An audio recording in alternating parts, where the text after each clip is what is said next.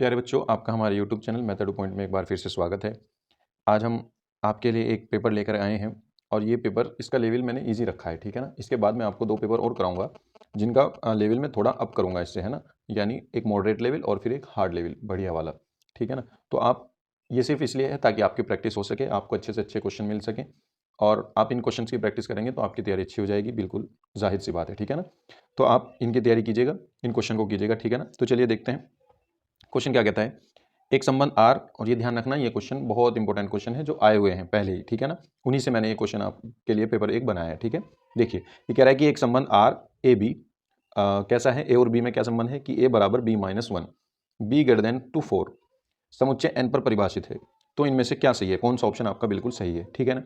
तो देखिए अब मुझे देखना है कि b की वैल्यू 4 से बड़ी है, तो b की वैल्यू 4 तो हो नहीं सकती क्योंकि इसमें ये b की वैल्यू है, तो ये ऑप्शन खत्म हो गया आपका।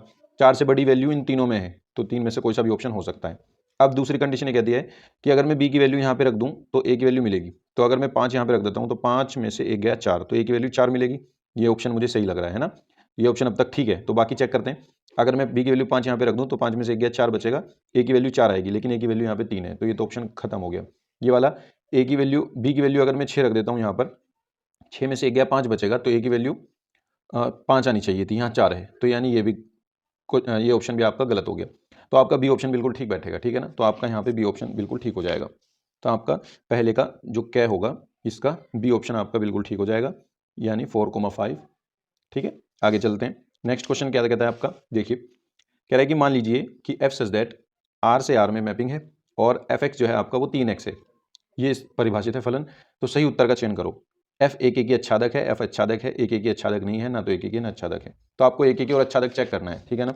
तो देखिए क्या क्वेश्चन में अगर हम एक की अच्छादक चेक करते हैं तो हमें क्या करना होगा, एफ ऑफ एक्स बराबर हमारे पास है 3x। अब अगर एक की चेक करना है तो एक के लिए मुझे एफ ऑफ एक्स वन बराबर एफ ऑफ एक्स टू लेकर के चलना पड़ता है, ठीक है। तो यहाँ पे क्या हो जाएगा, एफ ऑफ एक्स वन हो जाएगा मेरे पास 3x1 और एफ ऑफ एक्स टू हो जाएगा मेरे पास 3x2। तो 3 से 3 कैंसिल आउट होकर के क्या बचेगा, x1 बराबर x2 बचेगा। तो सिंपल है, एक की तो ये हो गया। अच्छादक भी चेक कर लेते हैं। अच्छादक के लिए मुझे क्या करना होगा, फंक्शन को y मानना होगा, है ना। तो y बराबर हो जाएगा 3x और x की वैल्यू निकल जाएगी y/3। अब यहाँ से y की वैल्यू उठानी है और यहाँ पे रखनी है। अब कोई एक ऐसी वैल्यू भी अगर मुझे मिल गई कि जो मैं y की वैल्यू यहाँ पे रखूंगा और x की जो वैल्यू आएगी वो इसमें ना मिले, तो ये अच्छादक नहीं होगा।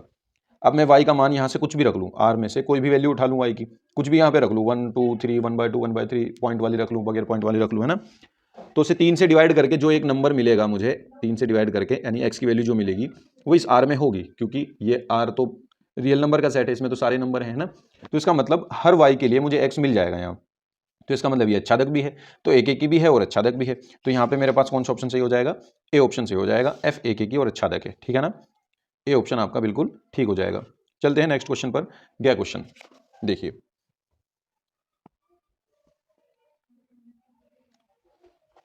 ये आपका गया क्वेश्चन है। गया क्वेश्चन कह रहा है कि सारणिक का मान बताओ।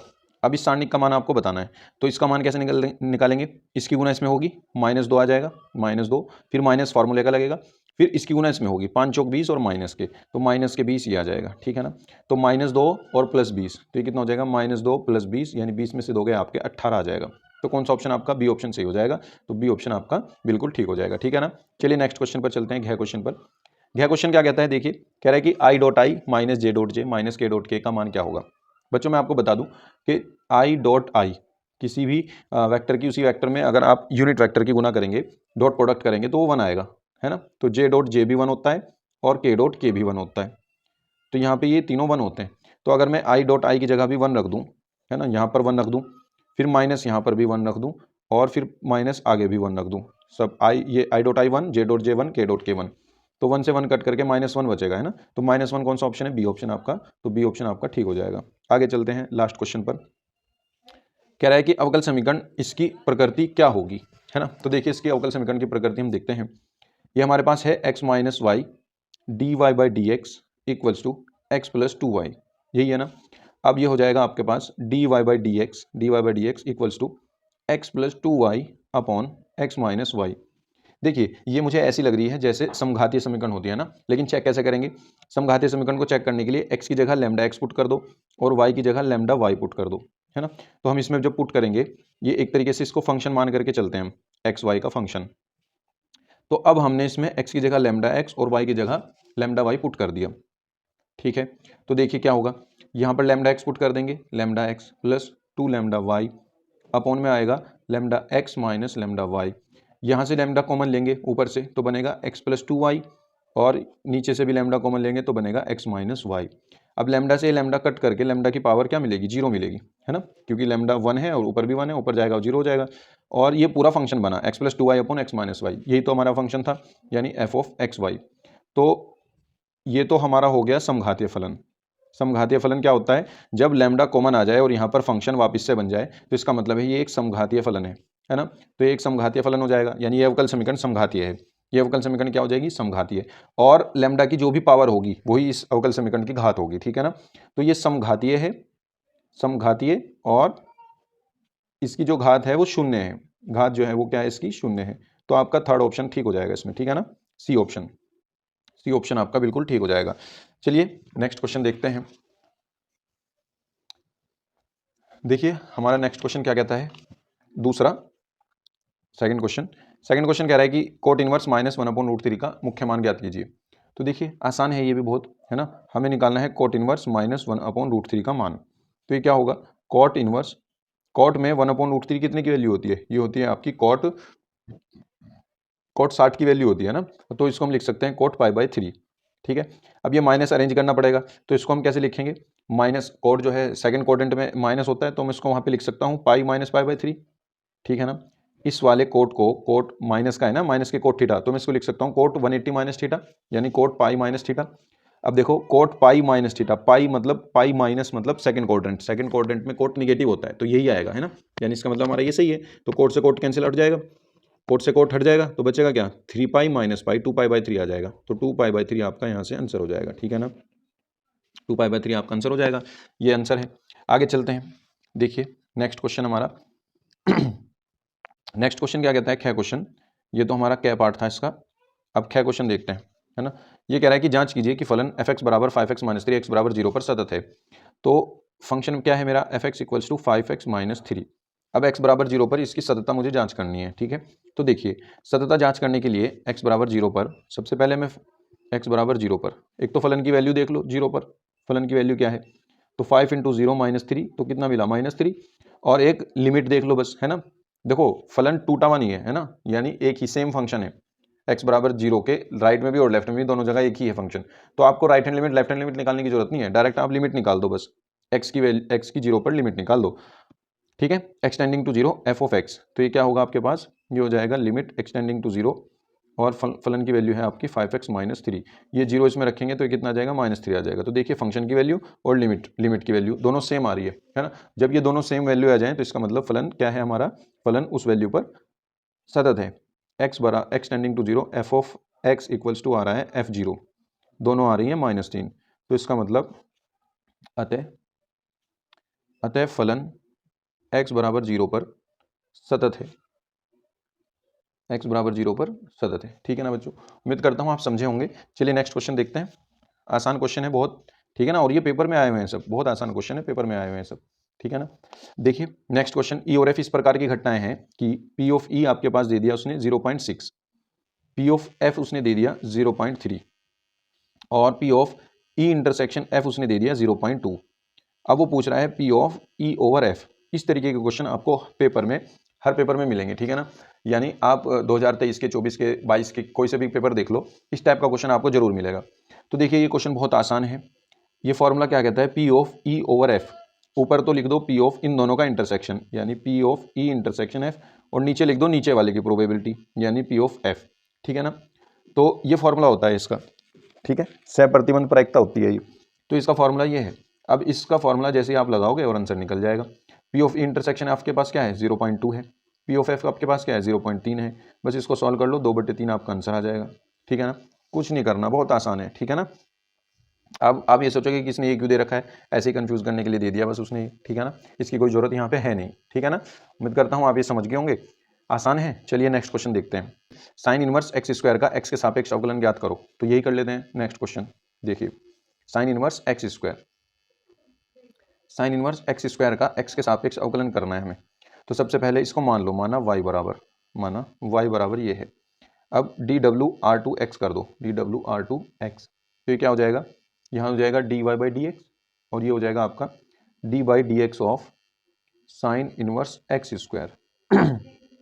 अब साइन इनवर्स एक्स का होता है 1/√1 माइनस एक्स स्क्वायर।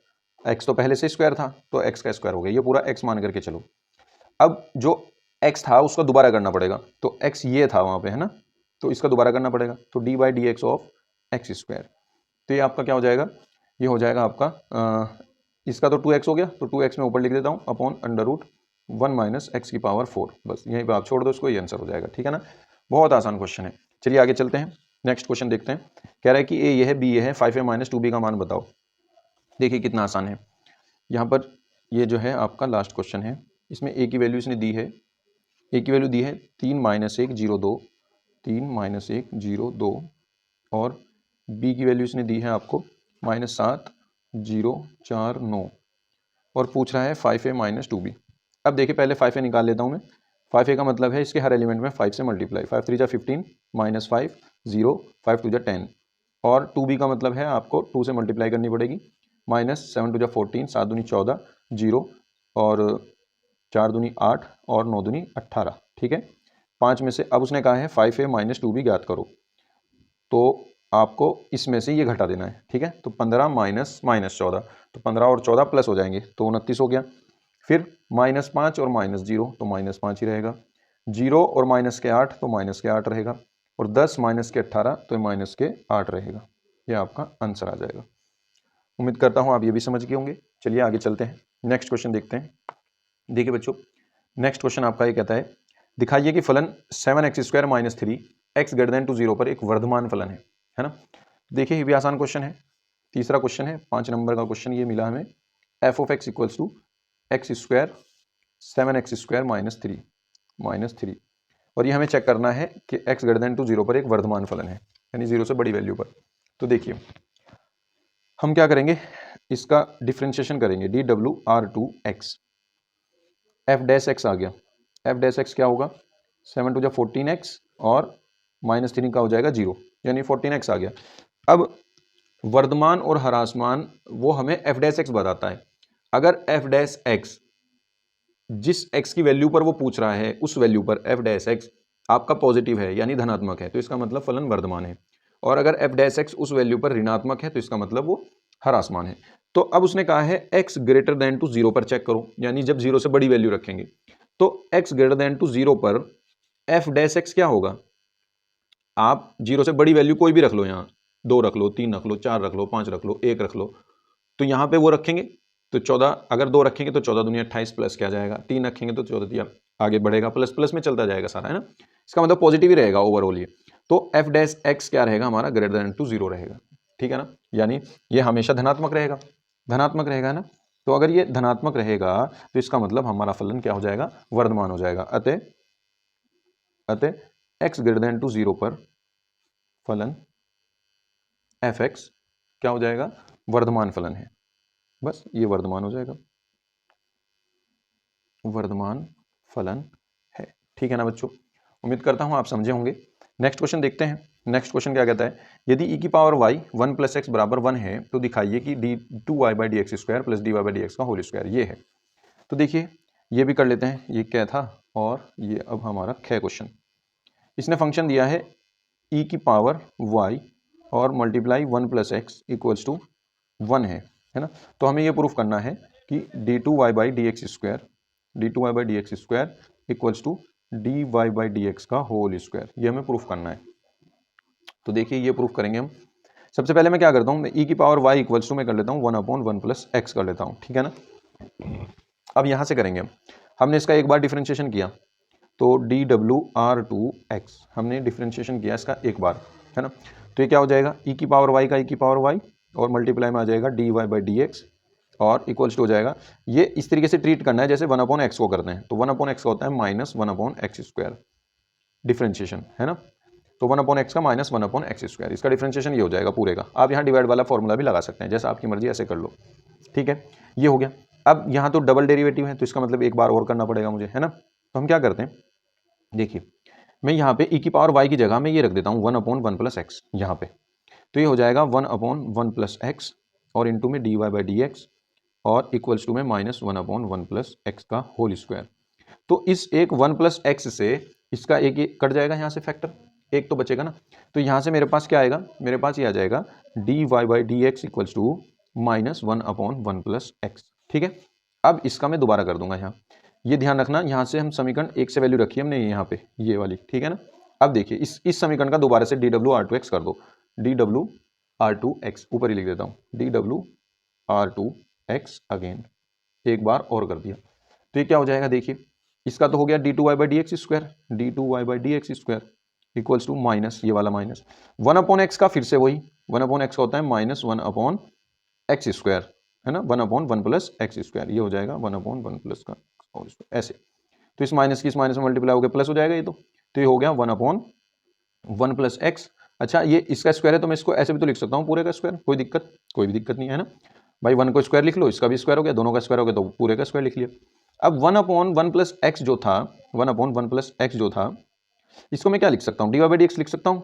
देखिए यहाँ पे देखो ये 1/1 + x का स्क्वायर है। अब मेरे पास यहाँ माइनस है, लेकिन माइनस में 1/1 + x का होल स्क्वायर, माइनस में 1/1 + x को मैं dy/dx लिख सकता हूँ। तो अगर मैं इसके अंदर माइनस लगा भी दूँ तो उससे कोई फर्क पड़ेगा, क्योंकि ये तो स्क्वायर है, पॉजिटिव कर देता है उसको वो, है ना। तो मैं क्या करता हूँ, मैं इसमें अंदर इसको मैं ऐसे लिख सकता हूँ d2y/dx स्क्वायर, और इसको मैं ऐसे लिख लूँ d2y/dx square equals to -1/1 + x का होल स्क्वायर। भाई अगर आप इसका स्क्वायर खोलोगे भी तो यही आ जाएगा, तो कोई फर्क तो नहीं पड़ने का ना इससे। लेकिन अब इसकी जगह में dy/dx लिख सकता हूँ, है ना, ये देखिए, तो इसकी जगह में dy/dx लिख दूंगा, तो यहाँ आ जाएगा अंदर dy/dx और इसका स्क्वायर ये है ही। तो देखिए ये इसके बराबर प्रूफ कर दिया ना मैंने, जो प्रूफ करना था, तो बस ये प्रूफ हो जाएगा यहाँ। ठीक है ना बच्चों, उम्मीद करता हूँ आप समझ गए होंगे। अच्छा क्वेश्चन है, ठीक है ना, और आसान भी है ना, तो आपके इजीली नंबर आ जाएंगे। ठीक है, चलिए नेक्स्ट क्वेश्चन देखते हैं। देखिए नेक्स्ट क्वेश्चन आपका क्या कहता है, क्या क्वेश्चन कह रहा है कि समाकलन x² e⁻x³ dx का मान ज्ञात कीजिए। बहुत आसान क्वेश्चन है, x² e⁻x³ dx। देखो अगर मैं इसको t मान लूँ तो x² dx का dt आ जाएगा, है ना, तो बहुत आसान है। तो आप क्या करो, माना हम क्या करते हैं, x³ को t पुट करते हैं, तो यहाँ से इसका डिफ्रेंशिएशन करेंगे, ये आ जाएगा 3x² dx equals to dt, है ना। ये dx इधर का है भाई, dt/dx, वो dx में इधर ले आया, ठीक है। तो यहाँ से क्या बनेगा, x² dx equals to dt/3 बना, है ना। तो अब ये x³ की जगह तो हम यहाँ t पुट कर देंगे और x² dx की जगह dt/3 पुट कर देंगे। तो ये क्या हो जाएगा आपका, ये हो जाएगा इन दोनों की जगह तो dt/3 आ गया, तो dt तो ये रहा, y3 ये रहा आपका बाहर, और e की पावर में t रख देंगे, e की पावर में t आ गया। e की पावर t का e की पावर t होता है इंटीग्रेशन, तो ये जो का तू आ गया, प्लस में आ गया c, तो यहाँ से आ जाएगा 1/3, t की वैल्यू रख दो, e की पावर x³ प्लस में आ जाएगा c, और ये हो जाएगा आपका आंसर। ठीक है ना, बहुत आसान है। चलिए आगे चलते हैं। यह क्वेश्चन क्या कहता है कि सदिश इतने की द्विकोजाएं ज्ञात कीजिए। एक नंबर में क्वेश्चन आया हुआ है ये, और आता ही रहता है ना, एक नंबर में, 1-2 नंबर में आ जाते हैं। ये कह रहा है कि i + j और -2k, है ना, इसकी द्विकोजाएं ज्ञात कीजिए। तो अब देखिए अगर मेरे पास कोई मान लीजिए ये वेक्टर है, या इसकी मैं तुलना कर देता हूँ, है ना, की तुलना ai cap plus bj cap plus ck cap से करने पर, इससे हम तुलना कर देते हैं इसकी। ठीक है, तो यहाँ से क्या मिलेगा, यहाँ से मुझे a की वैल्यू मिलेगी 1, क्योंकि i के इंटू में 1 है, और j के इंटू में यहाँ पे 1 है, j के इंटू में यहाँ b है, तो b की वैल्यू भी 1, c की वैल्यू -2 मिलेगी। ठीक है ना, a b c की वैल्यू मिल गई। अब देखिए ai cap plus bj cap plus ck cap सदिश की द्विकोजाएं जो होती हैं, वो मैं लिख दे रहा हूँ कि द्विकोजाएं इसकी द्विकोजाएं होती हैं a/√a² plus b² plus c², comma b/√a² plus b² plus c², और c/√a² plus b² plus c², ये होता है। ठीक है ना, तो बस अब हमारे पास a भी है, b भी है, c भी है, वैल्यू रख दीजिए। तब ai cap plus j cap -2k cap की द्विकोजाएं क्या होंगी, तो इनकी द्विकोजाएं आपकी होंगी 1/√1 का स्क्वायर 1 प्लस 1 का स्क्वायर 1 प्लस -2 का स्क्वायर 4, कोमा 1/√2 1 का स्क्वायर 1 + 1 + 4, ये तो सेम आएगा, और c की वैल्यू -2 है अपॉन √1 + 1 + 4, ठीक है ना। तो ये आ जाएगा 1/√6, 1/√6, -2/√6। बस ये आपकी द्विघात जाएंगे, ये आपका आंसर हो जाएगा, ठीक है ना बच्चों। चलिए नेक्स्ट क्वेश्चन देखते हैं। नेक्स्ट क्वेश्चन आपका क्या कहता है, कह रहा है कि वक्र ay² बराबर x³ के बिंदु इतने पर प्रवणता ज्ञात कीजिए। वैसे तो ये एक्सरसाइज आपके सिलेबस से कट चुकी है, लेकिन ये क्वेश्चन घूम फिर करके आ रहा है, प्रवणता वाला क्वेश्चन आ रहा है, क्योंकि इसमें dy/dx निकालना होता है, और dy/dx तो आपके सिलेबस में है ही, डिफरेंशिएशन है ना, तो ये इस वजह से आ रहा है। तो इसको हम कर लेते हैं, ठीक है। देखिए कैसे होगा। ख क्वेश्चन, फोर्थ का ख, ये कह रहा है कि अगर मेरे पास ay² बराबर x³ है तो प्रवणता ज्ञात करो इस बिंदु पर। तो प्रवणता होती है dy/dx, तो मुझे dy/dx निकालना पड़ेगा। तो मैं क्या करता हूँ, एक बार डिफरेंशिएशन कर देता हूँ, dw/2x। तो ये क्या हो जाएगा, ये हो जाएगा, ये तो कांस्टेंट है, ये बाहर रहेगा, 2y² का हो जाएगा 2y, और फिर y का करेंगे अगेन, तो ये हो जाएगा dy/dx इक्वल्स टू x³ का हो जाएगा आपका 3x², ठीक है ना। तो dy/dx की जो वैल्यू घूम करके आई वो आई 3x² अपॉन 2ay, है ना, ये वैल्यू निकल करके आई। तो अब मुझे पॉइंट, जो जिस पॉइंट पर मुझे देखना था, जिस बिंदु पर मुझे देखना था, वो बिंदु ये है am² am³। तो am² पर प्रवणता क्या हो जाएगी। अब देखिए x की जगह मैं ये रख दूंगा, y की जगह मैं ये रख दूंगा, तो ये हो जाएगा dy/dx eight am², am³ equals to, ये आ जाएगा 3 इंटू एक्स की जगह आ गया am², इसका स्क्वायर हो गया, अपॉन 2 इंटू ए, वाई की जगह आ गया am³। तो ये आपका हो जाएगा, देखिए ये हो जाएगा 3a² m4 upon 2a² m³। तो a² से a² कट गया, और m³ से इसकी पावर कैंसिल आउट हो गई, ये बचा आपका 3/2m। बस ये आपका आंसर हो जाएगा, ठीक है ना। उम्मीद करता हूँ आप ये भी समझ गए होंगे। चलिए नेक्स्ट क्वेश्चन देखते हैं। नेक्स्ट क्वेश्चन कह रहा है कि y बराबर a sin x b cos x है, तो इसका अवकल समीकरण ज्ञात कीजिए। बहुत आसान है ना। तो देखिए y बराबर a sin x plus b cos x, इसका अवकल समीकरण हमें निकालना है। तो डिफ्रेंशिएशन कर दीजिए, dw/2x क्या हो जाएगा, dy/dx इक्वल्स टू, ये हो जाएगा a कांस्टेंट, sin x का होता है differentiation cos x, plus b cos x का होता है माइनस sin x, तो माइनस मैंने पहली बार लगा दिया, और ये हो जाएगा sin x, ठीक है। अब जितने, एक बात मैं आपको बताऊं, जो भी वो समीकरण देगा उसका अवकल समीकरण बनाना होगा, तो उसमें जितने भी कांस्टेंट होंगे, ये वाले कांस्टेंट, उतनी ही बार उसका अवकलन ज़्यादा से ज़्यादा हम कर सकते हैं, ठीक है ना। और उनको हमें गायब करना होता है ना, जितने वो कांस्टेंट है वो हमें गायब करने होते हैं। तो हम देखिए, हमने एक बार तो किया, अभी भी गायब नहीं हुए, तो दूसरी बार भी करते हैं एक और बार। तो dw/2x अगेन हो जाएगा, dw/2x अगेन, तो ये हो जाएगा आपका d2y/dx², d2y/dx² equals to, cos x का माइनस साइन एक्स होगा, तो ये हो जाएगा माइनस के a साइन एक्स, और माइनस जू का तू साइन एक्स का हो जाएगा कोस एक्स। अगर मैं इसमें से माइनस कॉमन ले लूँ तो ये बचेगा a sine x plus b cos x, a sine x plus b cos x. अब देखिए a sine x plus b cos x, आपका ये y बन गया था, है ना। अगर मैं फर्स्ट इक्वेशन से देखता हूँ तो इसको मैं क्या लिख सकता हूँ, y लिख सकता हूँ। तो ये हो जाएगा आपका d2y/dx² equals to minus y, ये y इधर आ जाएगा, तो ये आपकी समीकरण बन जाएगी d2y/dx² plus y equals to 0, ठीक है बच्चों। ये आपकी क्या बन गई, अवकल समीकरण बन गई। उम्मीद करता हूँ आप समझ गए होंगे। चलिए नेक्स्ट क्वेश्चन देखते हैं। देखिए बच्चों, गह क्वेश्चन देखते हैं इसका। ये साइन एक्स की पावर कोस एक्स का एक्स के सापेक्ष अवकल गुणांक ज्ञात कीजिए। तो इसको हम कैसे करेंगे, देखिए सबसे पहले हम इसको y मान लेते हैं, माना y बराबर साइन एक्स की power whole power cos x, ठीक है।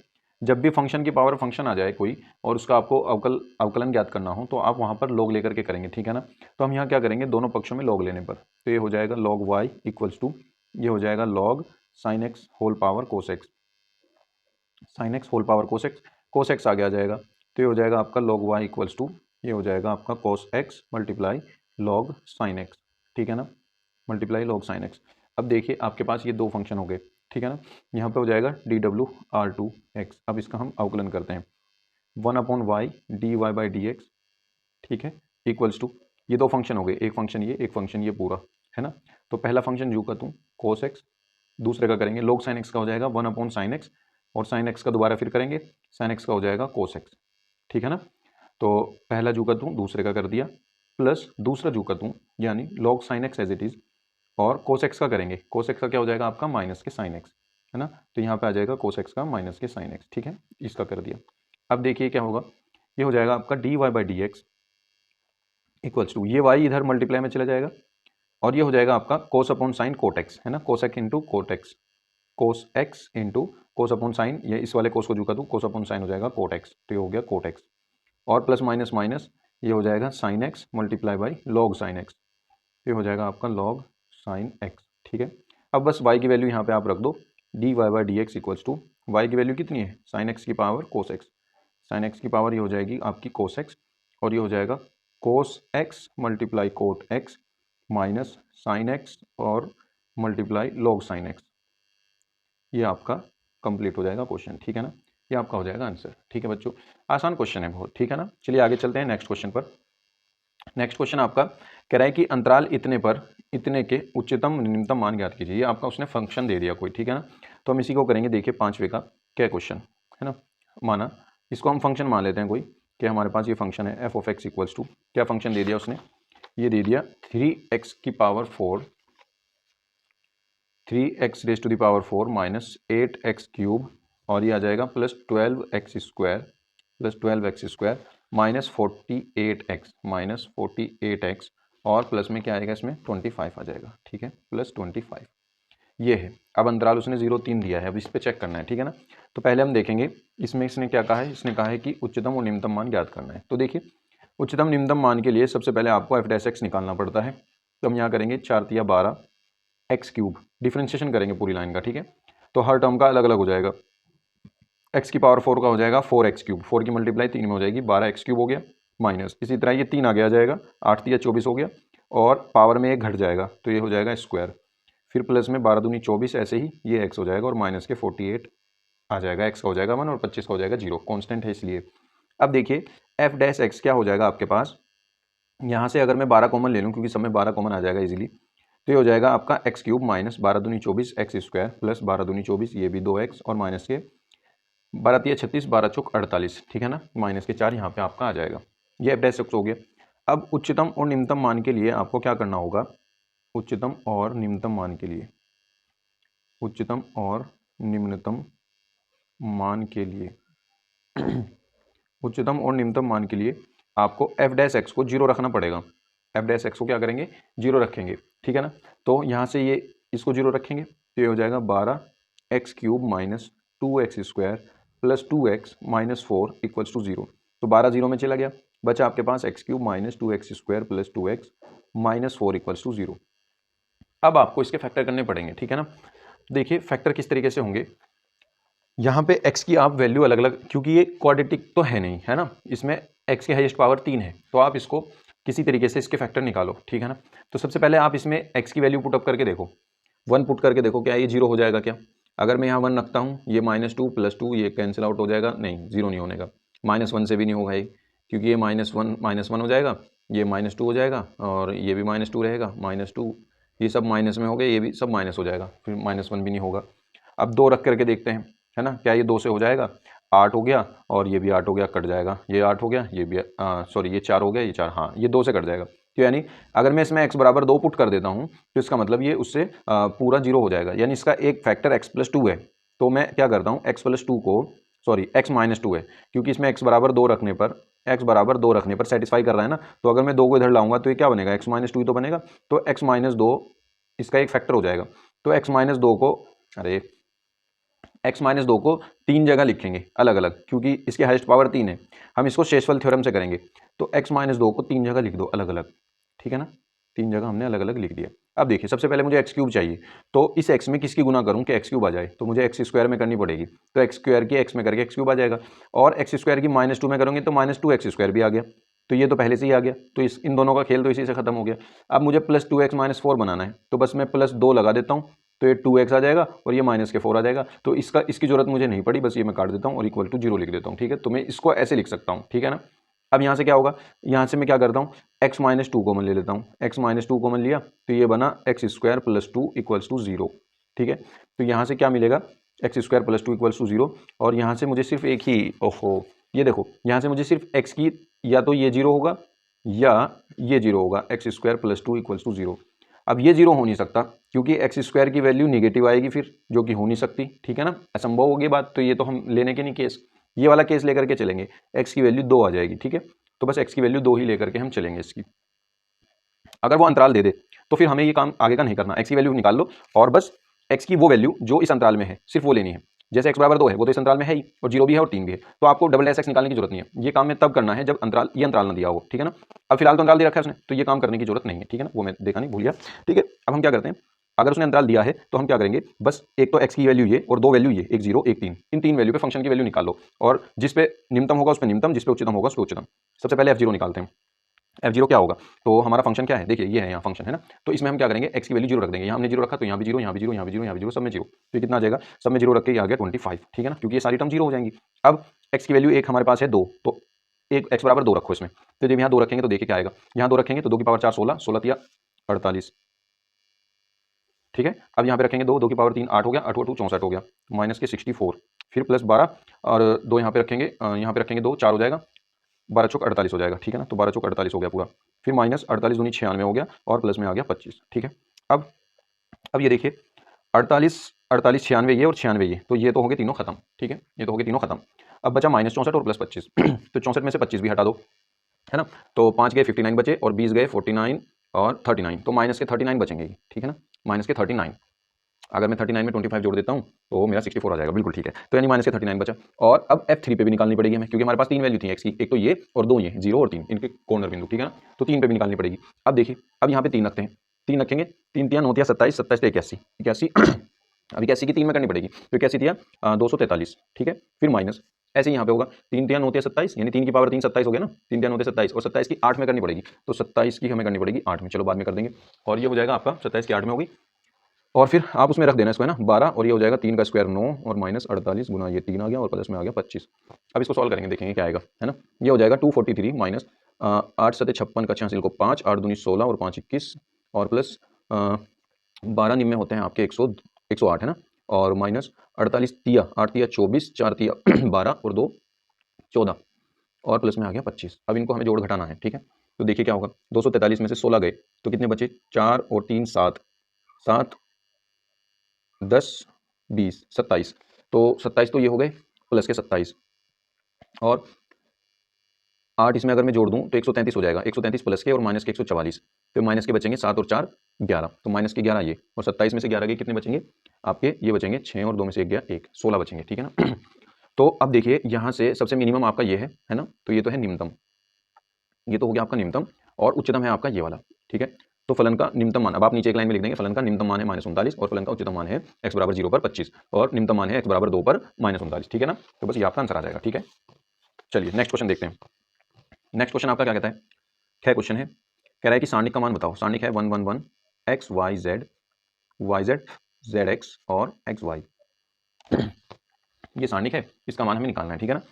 तो देखिए सारणिक का मान निकालने के लिए सबसे पहले हम क्या करेंगे, 2 जीरो बना लेते हैं, है ना, तो हम क्या करते हैं 2 जीरो बना लेते हैं, तो इसकी हेल्प से ये जीरो और ये जीरो बना लेते हैं, तो हम क्या करेंगे इसमें R2 tending to R2 minus R1 कर लेते हैं और R3 tending to R3 minus R1 कर लेते हैं। तो ये क्या हो जाएगी आपके पास, ये हो जाएगा, पहली तो रो जू की तू रहेगी, दूसरी रो में से घटेगा तो 1 - 1 0, y माइनस एक्स होगा y माइनस एक्स हो जाएगा, और ये हो जाएगा z x minus z y z, तो उसमें से जेड कॉमन लेंगे तो एक्स माइनस वाई हो जाएगा, इसमें से ये घटा देना।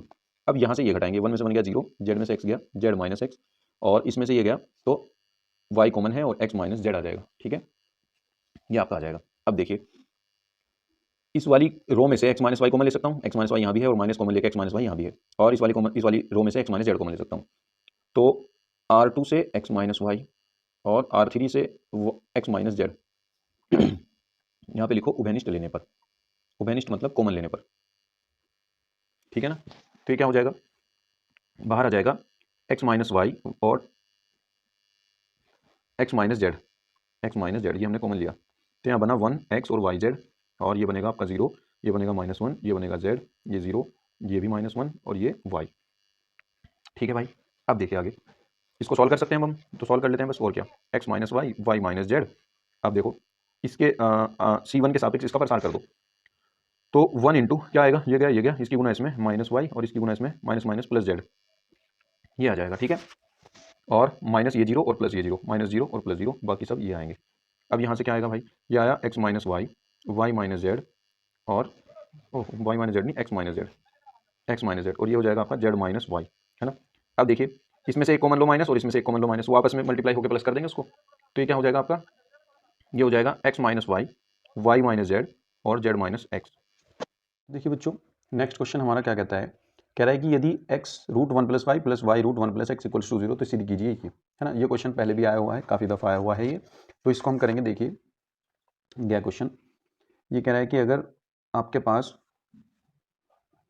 x root one plus y root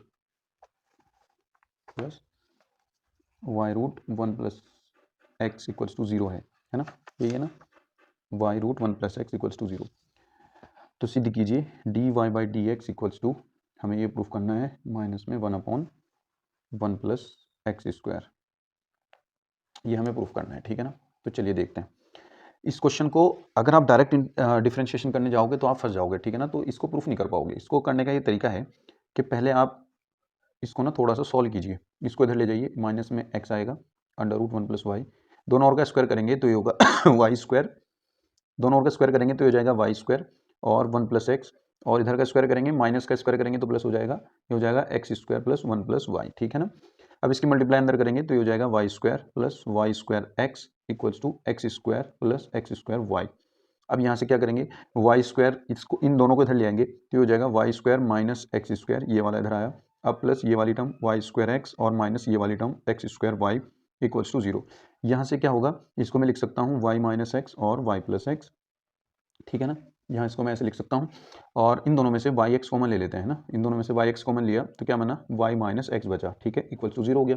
अब इन दोनों टर्म में से, इस पूरी टर्म में से और इस पूरी टर्म में से वाई माइनस एक्स कॉमन ले लो, वाई माइनस एक्स कॉमन लिया तो इस वाली टर्म में क्या बचा, वाई प्लस एक्स, और इस वाली टर्म में क्या बचा, वाई एक्स, है ना, तो प्लस में वाई एक्स, ठीक है, इक्वल्स टू जीरो।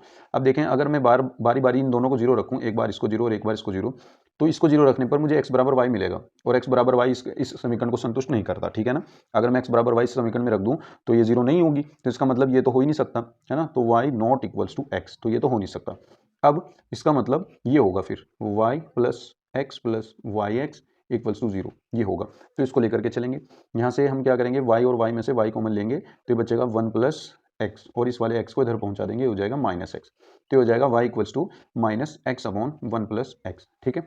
अब इसका डिफ्रेंशिएशन करते हैं, ये हो जाएगा d y by d x equals to, इसमें डिवाइड वाला फॉर्मूला लगा देते हैं, नीचे वाले का स्क्वायर, नीचे वाला ही as it is one plus x, ऊपर वाले का डिफ्रेंशिएशन क्या आएगा, माइनस वन, फिर माइनस फॉर्मूले का, ऊपर वाला as it is minus x as it is, नीचे वाले का डिफ्रेंशिएशन वन का जीरो और एक्स का वन, ठीक है ना। अब देखिए क्या हो जाएगा, ये माइनस की मल्टीप्लाई करेंगे, माइनस वन हो जाएगा और माइनस एक्स हो जाएगा आपका, माइनस एक्स हो जाएगा, ठीक है ना, और माइनस माइनस प्लस में ये एक्स हो जाएगा यहाँ पर, और अपॉन में आ जाएगा आपका वन प्लस एक्स का होल स्क्वायर। अब देखिए एक्स एक्स कैंसिल आउट होकर के क्या बचेगा, minus one upon one plus x का होल स्क्वायर, किसके इक्वल था, d y by d x के इक्वल था, ठीक है ना। तो यहाँ से आपका ये प्रूफ हो जाएगा। उम्मीद करता हूँ आपकी समझ में आया होगा, आसान क्वेश्चन है। चलिए नेक्स्ट क्वेश्चन पर चलते हैं। देखिए आपका नेक्स्ट क्वेश्चन ये कहता है कि निम्न अवरोधों के अंतर्गत z equals to 50x plus 15y का अधिकतम मान ज्ञात कीजिए यदि आपके पास कंस्टेंट जो है वो ये है ना, ठीक है। तो देखिए देखते हैं, हमारे पास ये क्वेश्चन है फिफ्थ का, और इसमें इसने दिया है z बराबर 50x plus 15y, 50x plus 15y, है ना, ये तो इसने दे दिया हमारा उद्देश्य फलन। और अब इसने जो दिए हैं अपनी असमीकाएं वो ये हैं, है ना, तो हम यहाँ लिखेंगे असमीकाओं को समीकरण रूप में लिखने पर, या पहले असमीकाएं लिख देते हैं, दी गई असमीकाएं, ऐसे लिख दो, दी गई असमीकाएं 5x plus y less than equal to 100, फिर दूसरी असमीका x plus y less than equal to 60, और तीसरी दोनों को एक ही बना दो, x greater than equal to 0, y greater than equal to 0, इनका मतलब है फर्स्ट क्वाड्रेंट में हमें ये लेना है। अब इन असमीकाओं को समीकरण रूप में लिखने पर, समीकरण रूप में लिखने पर, समीकरण रूप में लिखने पर तो ये क्या हो जाएगा, जब इसको समीकरण रूप में लिखेंगे तो ये आपका हो जाएगा 5x plus y equals to 100 और x plus y equals to 60, और ये x equals to 0 y equals to 0, इनको लिखने की जरूरत नहीं है, बस यही बहुत है ना, 1 और 2, ठीक है। अब देखिए आपको इन दोनों इक्वेशंस को, अब हमने इनको समीकरण बना लिया, अब इन दोनों समीकरण को आपको ग्राफ पर प्लॉट करना है ना। अब ग्राफ पर प्लॉट करेंगे, वो देखेंगे कैसे करेंगे, ठीक है ना। तो हम सबसे पहले क्या करते हैं, हमारे पास समीकरण 1 है, समीकरण 1। अब समीकरण 1 से, समीकरण 1 हमारे पास है 5x plus y equals to 100। इससे आप एक टेबल बनाओ और कुछ पॉइंट्स निकाल लो, 2-3 पॉइंट अलग अलग निकाल लो जिससे हम इनको ड्रॉ कर सकते हैं। तो पॉइंट कैसे निकलेंगे, अब देखो x की वैल्यूज़ में 0 पुट कर दो तो y की वैल्यू 100 मिल जाएगी, आसान सी है ना। अब y की वैल्यू 0 पुट कर दो तो x की वैल्यू कितनी मिलेगी, 100/5, तो कितना हो जाएगा 20, तो ये 20 मिल जाएगी। इसके अलावा बस और कुछ करने की जरूरत है नहीं, 2 पॉइंट बहुत हैं, इनसे हम इनसे हम इजीली इसको ड्रॉ कर लेंगे, ठीक है ना। तो मैं यहाँ पे बना देता हूँ, यहाँ पे मैं ड्रॉ कर देता हूँ, चलो यहाँ पे हमने ड्रॉ कर दिया, ठीक है ना। अब देखिए ये तो पहली लाइन हो गई, समीकरण 1 हो गई। अब समीकरण 2 भी देख लेते हैं। समीकरण 2 से, समीकरण 2 ये कहती है कि x plus y equals to 60। अब अगर इसकी मैं एक टेबल बनाता हूँ तो ये टेबल में 2 वैल्यू निकलेंगी, x की वैल्यू 0 रखूंगा तो y की वैल्यू 60 आएगी, y की वैल्यू 0 रखूंगा तो x की वैल्यू 60 आएगी। 2 पॉइंट यहाँ से मिल गए, 0,60, 60,0। यहाँ से एक पॉइंट मिला a 0,100, लिख लो इसको 0,100, और b पॉइंट मिला आपका 20,0, 20,0 ऐसे ही लेना है ये वाला भी। ये c हो जाएगा 0,60 और ये d हो जाएगा 60,0, ठीक है ना। अब देखिए यहाँ से क्या होगा, अब इन दोनों पॉइंट को आप मिलाना है, ज्वाइन करना है इनको। तो ये पॉइंट देखो, पहले तो हम क्या करते हैं 20-20 के गैप से हम इसमें पॉइंट ले लेते हैं, है ना। 2, 4, 6, 8, 10, ऐसे यहाँ पे 2, 4, 6, 8, 10, ठीक है ना। तो 0,100, 0,100 तो आपको यहाँ पे मिलेगा 20, हम 20-20 के ले रहे हैं, ये गैप है ना, 20, 40, 60, 80, 100, तो ये 0,100 यहाँ पे बैठेगा आपका, है ना। और दूसरा 20,0, 20,0 ये रहा आपका यहाँ पे, है ना। तो इसको और इसको ज्वाइन करना है हमें, तो इनको क्या करेंगे हम ज्वाइन कर देंगे, ठीक है ना। तो यहाँ से यहाँ ये ज्वाइन हो जाएगा, यहाँ से ये सीधा। तो आपने ये पहली लाइन ड्रॉ कर दी, ठीक है ना, पहली लाइन। अब दूसरी लाइन पर चलते हैं। दूसरी लाइन के पॉइंट क्या थे, 0,60, तो 0,60 आपका ये रहा यहाँ पर, और 60,0 कहाँ है, 60,0, 2, 4, 6, 60,0 ये रहा यहाँ पर, है ना। ये 60 है, ये 80 है, ये 100 है। अब एक काम करो, अब इन दोनों पॉइंट को मिला दो आप, ठीक है ना, इन दोनों पॉइंट को मिला दो, ज्वाइन कर दो। तो यहाँ से एक लाइन हमारी ये ड्रॉ हो गई, ये सेकंड लाइन है, ठीक है ना। अब हमें क्या करना है अब हमें इसका अधिकतम मान निकालना है। पहले हमें ये देखना पड़ेगा कौन सा रीजन हमारा फिजिबल है, यानी उसको कहते हैं हमारा कि हमारा जो शेडिड रीजन कौन सा है जिसमें हम शेड कर पाएंगे, है ना, हमें वो देखना पड़ेगा। तो सबसे पहले हम क्या करेंगे, मूल बिंदु पर यहाँ पे लिख देता हूँ मैं, मूल बिंदु पर, मूल बिंदु पर। अब मूल बिंदु पर मतलब 0,0 पर, यानी अब जैसे ये लाइन है आपकी, पहली लाइन है, तो इस लाइन के इधर शेड होगा या इस लाइन के इधर शेड होगा, वो हमें देखना है। पहली बात तो ये कि इसने कहा था x > 0, y > 0, इसका मतलब तो ये है कि ये पहले ही क्षेत्र, पहले रीजन में रहेगा बस, ठीक है ना, पहले चतुर्थांश में रहेगा, सिर्फ पहले कोडेंट में, ठीक है ना। अब दूसरी बात, अब ये जो लाइन है पहले वाली, इसके इधर शेड करेंगे या इसके इधर शेड करेंगे, वो कैसे पता चलेगा, वो पता चलेगा इससे, मूल बिंदु से। अब जैसे इस लाइन के इधर से मैंने एक पॉइंट उठाया, ये मूल बिंदु 0,0, ये 0,0 इस लाइन में रख करके देख लो, ये मेरी पहली लाइन है, ये मेरी दूसरी लाइन है। तो मैं पहली इक्वेशन में रख के देखता हूँ, तो x की वैल्यू 0 और y की वैल्यू 0 रख लो यहाँ पर, तो 0 + 0 <= 100 बैठेगा। 0 100 से छोटा होता है, ये बात सत्य है या असत्य है, ये बात सत्य है। अगर बात सत्य आती है तो उस लाइन से उस मूल बिंदु की ओर शेड होगा, यानी इससे नीचे की ओर शेड होगा, ठीक है, पहली वाली लाइन से। अब दूसरे वाली देखते हैं, दूसरे वाली के नीचे शेड होगा या ऊपर शेड होगा। तो इसके हमने क्या किया, मूल बिंदु पर चेक किया, यहाँ पे 0 0 रखेंगे, तो यहाँ पे 0 0 रखने के बाद 0 <= 60 आएगा, है ना, 0 <= 60। इसका मतलब ये भी बात सही है, सत्य है। अगर ये बात भी सत्य है तो इसका मतलब इसके भी नीचे शेड होगी, इसके भी लाइन के नीचे ही शेड होगी। तो अब हमें ये देखना है कि कौन सा ऐसा बंद क्षेत्र है जो इन दोनों लाइन के नीचे है। देखो यहाँ पे 3 क्षेत्र हैं ऐसे, एक तो ये है, एक ये है, एक ये वाला है। अगर इसमें करूंगा तो इस लाइन के ऊपर हो जाएगा, इसके तो नीचे रहेगा, लेकिन इसके ऊपर हो जाएगा, तो इसमें तो हम कर नहीं सकते। इस वाले रीजन में इससे नीचे रहेगा और इस वाली से भी नीचे रहेगा, तो बस ये वाला शेड, ये वाला रीजन सही रहेगा, है ना, इस वाले में शेड कर लो। तो ये वाले में मुझे मेरा आंसर मिलेगा अधिकतम मान। अब मुझे इसमें अधिकतम मान कहाँ पे है वो देखना पड़ेगा। तो इसके जो कोणीय बिंदु है वो देख लो, कोने वाले, एक ये, एक ये, एक ये और एक ये। तो ये 3 बिंदु तो मुझे पता है, ये तो है 20,0, 20,0 और ये है 0,60, ये 0,0, लेकिन ये वाला नहीं पता। ये वाला कैसे निकलेगा, इन दोनों लाइन की जो समीकरण है ये वाली, इन दोनों को सॉल्व कर लो, आंसर निकाल लो, ठीक है ना। तो देखिए सॉल्व करते हैं, 5x + y = 100 है, दूसरी है x plus y equals to 60। घटा दो दोनों को, है ना, घटा दिया, ये कट गया, तो 5 में से एक गया, कितना बचा 4x, और 100 में से 60 गए, यहाँ पे 40 बचा, और x की वैल्यू कितनी आ गई 10 आ गई। अब x की वैल्यू उठाकर किस में रख दो, तो y की वैल्यू कितनी मिलेगी, ये 10 उधर जाएगा, y की वैल्यू 50 आ जाएगी, तो y की वैल्यू कितनी आ गई 50 आ गई, तो x की वैल्यू 10, y की वैल्यू 50, तो यहाँ पे क्या होगा, x की वैल्यू 10 है, y की वैल्यू 50 है। अब आपको सारे कॉर्नर बिंदु मिल गए, ठीक है ना। अब इन कॉर्नर बिंदु पर आपको क्या देखना है, इसका अधिकतम मान देखना है, तो यहाँ पे आप लिखो कोणीय बिंदु, कोणीय बिंदु। कोणीय बिंदु कौन कौन से हैं आपके, कोणीय बिंदु है आपका, एक तो है 0,0, फिर है आपका एक 20,0, फिर है आपका एक 10,50, फिर चौथा बिंदु है आपका एक 0,60, ठीक है। अब यहाँ पे आप z लिखो, z की वैल्यू है 50x प्लस 15y, ये फंक्शन पूरा। अब यहाँ पे हम क्या करेंगे, बारी बारी x की और y की वैल्यू इसमें रखेंगे और z की वैल्यू निकालेंगे। x की वैल्यू 0 रखी, y की वैल्यू 0 रखी, तो z भी 0 आएगा। x की वैल्यू 20 रखेंगे, तो 20 जब यहाँ रखेंगे और y की वैल्यू 0 रखेंगे तो ये तो 0 हो जाएगा। तो 20 की गुना 5 में करेंगे, 5 दूनी 10 और 2 0, 1000 आ गया। अब 10 की x की वैल्यू यहाँ पे रखेंगे और 50 y की वैल्यू यहाँ रखेंगे और उसको सॉल्व करेंगे, ठीक है ना।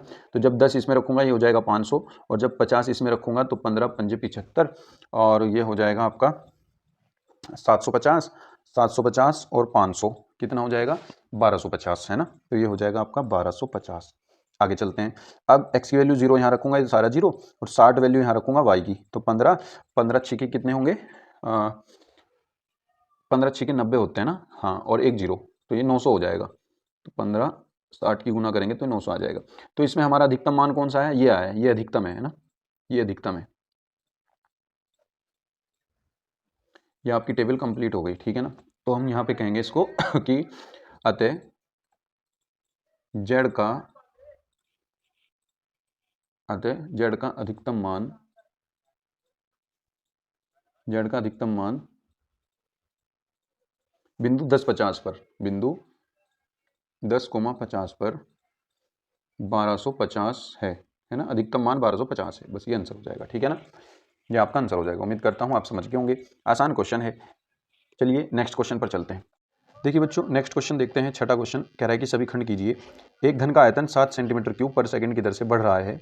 ये आयतन बढ़ रहा है ना उसका, तो उसका संपूर्ण पृष्ठ कितनी तेजी से बढ़ रहा है जबकि घन की एक भुजा 12 सेंटीमीटर है। तो देखिए कैसे करेंगे हम, छठे का ये आपका क्या क्वेश्चन है ना, छठे का क्या क्वेश्चन। तो देखिए इसने कहा है, अब घन का आयतन बढ़ रहा है ना, तो मान लीजिए, माना घन का आयतन v है और घन की भुजा a है, हमने a मान ली, ठीक है ना। तो उसने कहा है कि आयतन बढ़ रहा है, तो इसका मतलब dv/dt कितना हो गया 7 सेंटीमीटर क्यूब पर सेकंड।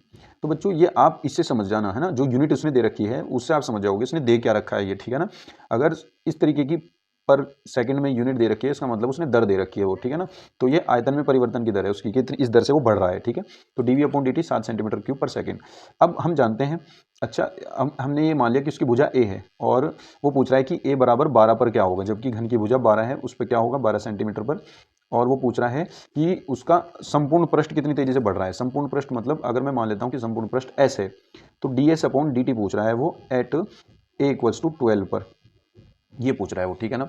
तो वी नो दैट, सबसे पहले हम जानते हैं वी नाउ दैट, हम जानते हैं v इक्वल्स टू जो आयतन होता है घन का आयतन, वो क्या होता है भुजा क्यूब, है ना, लंबाई गुना चौड़ाई गुना ऊंचाई। तो भुजा क्यूब होता है, तो भुजा कितनी हमने मानी a मानी, तो a क्यूब होगा। अब अगर मैं इसका t की रिस्पेक्ट में डिफ्रेंशिएशन करता हूँ dw/2t, तो ये क्या हो जाएगा dv/dt इक्वल्स टू, ये हो जाएगा 3a² और इंटू में आ जाएगा dA/dt, ठीक है ना। यहाँ से dv/dt की वैल्यू दी है उसने 7, तो हम यहाँ पे 7 रख देंगे, और अपॉन में आ जाएगा 3a², है ना। यहाँ से निकाल ली हमने dA/dt की वैल्यू, इसको जू का तू रखो अपने पास। अब उसने कहा है ds/dt फाइंड करो, ठीक है ना। तो हम क्या करेंगे, ds/dt हमें फाइंड करना है, तो हम ds/dt निकालेंगे। एक बात और हम जानते हैं, वी नो दैट, कि जो इसका संपूर्ण पृष्ठ होता है घन का, वो क्या होगा 6 फलक होते हैं। अब एक घन देख लो पहले होता क्या है घन, आपने डाइस देखा होगा ना, गिट्टा कहते हैं जिसको, लूडो का, है ना, ऐसा घन होता है इस साइज का। तो इसमें अगर एक फलक का आप इसका एरिया देखेंगे, इसका क्षेत्रफल देखेंगे, तो होता है साइड गुना साइड, यानी भुजा स्क्वायर, है ना, साइड स्क्वायर। और अगर संपूर्ण पृष्ठ देखेंगे तो इसके जैसे इसमें 6 फलक हैं, 1 2 3 4 5 6, ठीक है ना। तो 6 फलक हैं, और तो इसका क्या हो जाएगा, जो s हो जाएगा वो हो जाएगा 6a²। अब इसका डिफरेंशिएशन करेंगे t के रिस्पेक्ट में, तो ds/dt इक्वल्स टू हो जाएगा 6 दूनी 12 a, और a का हो जाएगा dA/dt, ठीक है ना।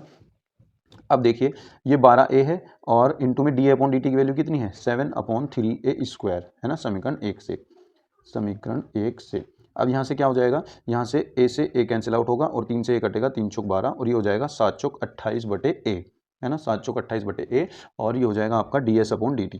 लेकिन अभी उसने कहा है कि जब भुजा उसकी 12 सेंटीमीटर है तब बताओ, है ना, तो भुजा 12 सेंटीमीटर पर बतानी है हमें, तो हम क्या करेंगे ds/dt eight A equals to 12 ये निकालते हैं, तो ए की वैल्यू 12 रख दो, 28/12 तो कितना हो जाएगा 4 तिया 12, 4 सत्ते 28, तो ये आ जाएगा 7/3 और ये क्योंकि क्षेत्रफल है इसलिए इसका आ जाएगा आपका सेंटीमीटर स्क्वायर पर सेकेंड, ठीक है ना। तो 7/3 क्योंकि ये प्लस है इसलिए 7/3 पर सेंटीमीटर स्क्वायर पर सेकंड की दर से उसका जो संपूर्ण पृष्ठ है वो बढ़ रहा है, आप उसको यहाँ पे लिखेंगे लास्ट में, अतः घन का संपूर्ण पृष्ठ 7/3 सेंटीमीटर स्क्वायर पर सेकंड की दर से बढ़ रहा है, ठीक है ना। अगर ये निगेटिव आता तो इसका मतलब वो घट रहा होता, ठीक है ना। उम्मीद करता हूँ आप समझ गए होंगे। चलिए नेक्स्ट क्वेश्चन पर चलते हैं। नेक्स्ट क्वेश्चन आपका ख क्वेश्चन कह रहा है कि एक पासे को 2 बार उछाला गया, पासा यही डाइस होता है जो है ना लूडो वाला, और प्रकट हुई संख्या का योग 6 पाया गया, यानी जो जब 2 बार उछाला तो पहले गिट्टे पे जो ऊपर आया और दूसरे पे जो आया उन दोनों का योग जो है वो 6 पाया गया। अब संख्या 4 के न्यूनतम एक बार प्रकट होने की सहप्रतिबंध प्रायिकता ज्ञात कीजिए। तो सहप्रतिबंध प्रायिकता में हम क्या देखते हैं, यहाँ पे ये ख क्वेश्चन 2 इवेंट हमने माने, पहला इवेंट माना घटना, माना घटनाएं ई, पहला ई इवेंट है, इवेंट हमने माना है कि प्रकट हुई संख्याओं का योग 6 है। प्रकट हुई संख्याओं का योग, प्रकट हुई संख्याओं का योग 6 है, ठीक है ना, ये हमने ई घटना मानी। तो इस ई के अंदर कितने एलिमेंट आएंगे, देखो अब ऐसे कितने नंबर्स हैं जिनका योग 6 आएगा, देखो ये ऑर्डर पेयर के रूप में इसमें एलिमेंट आएंगे, है ना, क्रमित युग्म के रूप में। अब जैसे पहला डाइस उछाला हमने उस पर 1 आ गया, तो दूसरे पे ऐसा क्या है जो उनका योग 6 हो जाए, तो दूसरे पे 5 आएगा तभी तो 6 होगा। अब ऐसा भी तो हो सकता है 2 आया हो तो 2 के साथ क्या आएगा 4 आएगा तभी तो 6 होगा, 2 और 4 जुड़ करके 6 होंगे ना। ऐसा हो सकता है 3 आया हो तो 3 के साथ 3 होगा तभी 6 आया होगा दोनों का योग। अब ऐसा भी हो सकता है 4 आया हो तो 4 के साथ 2 होगा ऐसा भी हो सकता है 5 आया हो तो 5 के साथ 1 होगा, बस इसके अलावा और कोई केस है नहीं ऐसा, ठीक है ना।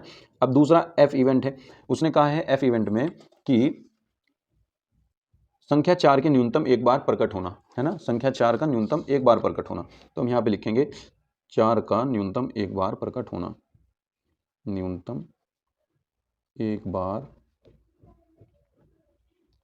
प्रकट होना, ठीक है। तो इसके अंदर कौन कौन से आ जाएंगे, देखिए 4 का एक बार न्यूनतम प्रकट होना, कम से कम एक बार कम से कम एक बार हो, ज़्यादा ज़्यादा दोनों बार भी चल जाएगा, ठीक है ना। यानी वो केस नहीं चलेंगे जिसमें 4 है ही नहीं, ठीक है ना। तो जिनमें एक बार 4 है वो भी चल जाएगा, जिनमें दोनों बार 4 है वो भी चल जाएंगे। तो ऐसा इसमें भी एक बार 4 है, 2 4 भी होगा, 3 4 भी होगा इसमें, 4 4 भी होगा इसमें, और इसमें 5 4 भी होगा इसमें, और इसमें 6 4 भी होगा, ठीक है ना। ये तो हो गए जिनमें एक एक बार है और सेकंड पोजीशन पे, ये इसमें 2 बार वाला भी ले लिया हमने, है ना। अब ऐसा भी तो हो सकता है 4 पहले रहा हो, है ना, 4 1 4 2 4 3, अब 4 4 तो हम ले चुके, है ना, 4 5 और 4 6, ठीक है ना, ये सारे केस इसमें आ जाएंगे। तो यहाँ पे ये एफ का बन जाएगा। अब एक इसमें निकालनी पड़ती है हमें ई इंटरसेक्शन एफ, जो दोनों में कॉमन हो, यानी अब संख्याओं का योग 6 भी होना चाहिए और 4 न्यूनतम एक बार भी प्रकट होना चाहिए उसमें, ठीक है ना। तो अब बस आप यहीं से डायरेक्ट देख लो इसमें और इसमें क्या कॉमन है, तो आपके पास एक तो मिलेगा 2,4 और एक मिलेगा 4,2, बस 2 ही एलिमेंट इसमें कॉमन मिलेंगे, ठीक है ना। अब जो वो प्रोबेबिलिटी पूछ रहा है वो पूछ रहा है आपकी, देखो जो गिवन है, जो उसने कहा है कि जो घटना हो चुकी, जैसे इसने कहा कि उछाला गया और प्रकट हुई संख्याओं का योग 6 पाया गया, यानी ये घटना दी हुई है, तो ये हमेशा नीचे आएगी, ठीक है ना, ये हमेशा नीचे आएगी। और जो वो पूछ रहा है कि इस घटना की प्रायिकता ज्ञात करो, तो इस घटना की प्रायिकता पूछ रहा है वो, और इस घटना को हमने एफ माना, तो ये एफ ऊपर आएगा, ठीक है ना। तो ये क्या आ जाएगा, एफ ऊपर आ जाएगा यहाँ पर ऐसे। तो इसकी प्रोबेबिलिटी क्या होगी, इसका फॉर्मूला होता है P of F intersection E, यानी इन दोनों का इंटरसेक्शन, और अपॉन में आएगी नीचे वाले की प्रोबेबिलिटी, यानी ई की प्रोबेबिलिटी। अब प्रोबेबिलिटी का फॉर्मूला होता है नंबर ऑफ एलिमेंट, इसके अंदर number of element upon total element, number of element in S, upon इसके अंदर एलिमेंट और upon number of element total S के अंदर। तो इससे तो ये कट जाएगा, तो ये फॉर्मूला क्या बना, यानी ई इंटरसेक्शन एफ ही लिख सकते हैं हम इसको, E intersection F upon number of element in E. तो ई इंटरसेक्शन एफ के अंदर कितने एलिमेंट हैं, 2 ही हैं तो ये 2 आ गया अपॉन ई के अंदर कितने एलिमेंट हैं, 5 एलिमेंट हैं तो 5 आ गया। बस ये आपका आंसर हो जाएगा, ठीक है ना, बस ये आपका आंसर हो जाएगा। बहुत आसान है, ठीक है ना बच्चों, उम्मीद करता हूँ आप समझ गए होंगे। चलिए नेक्स्ट क्वेश्चन पर चलते हैं। नेक्स्ट क्वेश्चन क्या कहता है, देखिए ये कह रहा है कि वर्त इतने से घिरे क्षेत्र का क्षेत्रफल ज्ञात कीजिए। तो आइए देखिए इसका क्षेत्रफल ज्ञात करते हैं। देखिए गया क्वेश्चन, इस वर्त से घिरे क्षेत्र का क्षेत्रफल ज्ञात करना है ना, दिया गया वर्त, यहाँ पे लिख देते हैं दिया गया वर्त। वर्त क्या दिया गया है, x square plus y square equals to a square. तो इस वर्त की समीकरण देख करके आप समझ गए होंगे कि ये जो वर्त है ये इसका केंद्र मूल बिंदु पर है ना, इसका केंद्र कहाँ है, मूल बिंदु पर, क्योंकि हमारे पास एक समीकरण होती है एक्स माइनस एच का whole square plus y minus k का whole square equals to r square. तो उसमें एच और के सेंटर होते हैं, तो इसमें एच और के ही नहीं है, तो इसका मतलब वो 0 0 है, तो इसका सेंटर 0 0 होगा, ठीक है ना। और अगर मैं इसको ऐसा बना दूं कि ये मान लो मेरे पास ये वर्त है, तो इसका मतलब इसकी रेडियस ए होगी यहाँ से, ठीक है ना। इसका केंद्र क्या होगा, इसका केंद्र मैं लिख देता हूँ, इसका केंद्र होगा 0,0 और इसकी जो त्रिज्या होगी, इसकी त्रिज्या होगी हमारे पास ए, ठीक है ना। तो त्रिज्या हम इसकी मान लेते हैं कि ये इसकी त्रिज्या है ए, है ना। तो यहाँ पे पॉइंट होगा a,0 और ये मूल बिंदु है तो ये होगा 0,0, ठीक है। अब वो कह रहा है कि इस वर्त का क्षेत्रफल बताओ, है ना, वर्त से घिरे क्षेत्र का क्षेत्रफल बताओ। तो इस वर्त से ये सारा एरिया घिरा हुआ है, यानी पूरे का हमें क्षेत्रफल निकालना है। तो हम क्या करते हैं, अब जितना ये एक पार्ट है, देखिए इस वर्त को हमने 4 हिस्सों में डिवाइड कर लिया, 1 2 3 4। तो हम क्या करते हैं, एक हिस्से का क्षेत्रफल निकाल लेते हैं और 4 से गुना कर देंगे, तो वो क्या हो जाएगा, पूरे वर्त का क्षेत्रफल आ जाएगा, ठीक है। तो अब एक हिस्से का कैसे निकलता है, एक हिस्से में सबसे पहले आप क्या कीजिए, एक पट्टी खींचिए और उस पट्टी की लंबाई आप क्या मान लीजिए, y मान लीजिए। इस पट्टी की लंबाई y है और इसकी चौड़ाई जो होगी, इसकी चौड़ाई हम dx मान लेते हैं कि जो इसकी चौड़ाई है वो dx है, ठीक है। तो इसका क्षेत्रफल क्या होगा, अब हम यहाँ लिखेंगे वर्त से घिरा क्षेत्रफल, वर्त से घिरा क्षेत्रफल इक्वल्स टू 4 गुना, वर्त से घिरा क्षेत्रफल इक्वल्स टू 4 गुना भाग, मैं इसका नाम रख देता हूँ, ये O है, ये A है, ये B है, भाग OABO का क्षेत्रफल, ठीक है। तो इसका क्षेत्रफल क्या होगा, इसका क्षेत्रफल देखिए हम कहाँ से कहाँ तक चलेंगे, यहाँ से यहाँ तक चलेंगे, ठीक है ना। तो 0 से A तक, तो 0 से A तक चले और y dx आ जाएगा बस, ठीक है ना, लंबाई गुना चौड़ाई, y dx लंबाई गुना चौड़ाई। इसके जैसी बहुत सारी पट्टी हैं, उन सभी पट्टियों का निकालने के लिए इसलिए हम समाकलन कर रहे हैं, ठीक है। तो ये हो जाएगा 4 गुना, अब y की वैल्यू इस वर्त की समीकरण से रखनी है, y की वैल्यू यहाँ से निकालेंगे, तो y की वैल्यू यहाँ से क्या आएगी, √a² माइनस x², वो वैल्यू यहाँ पे रख दो, तो ये आ जाएगा 0 से a √a² माइनस x²। यार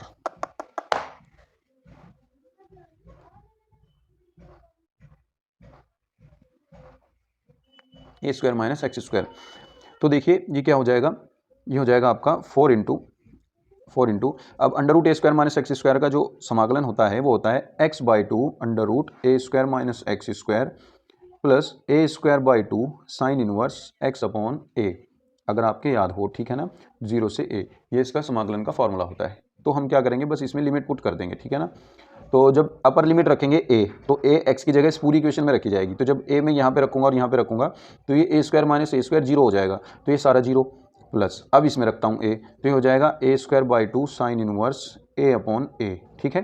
अब माइनस लगेगा फॉर्मूले का, ये तो मैंने ऊपर लिमिट रखी, अब लोअर लिमिट रखेंगे, अब जब 0 इसमें रखेंगे तो ये फिर से 0 सारा, और जब 0 इसमें रखेंगे तो ये भी 0 सारा, क्योंकि साइन इनवर्स 0/a, तो ये 0 हो जाएगा, और साइन में 0 0 की वैल्यू होती है, तो ये सारा 0 हो जाएगा, ठीक है।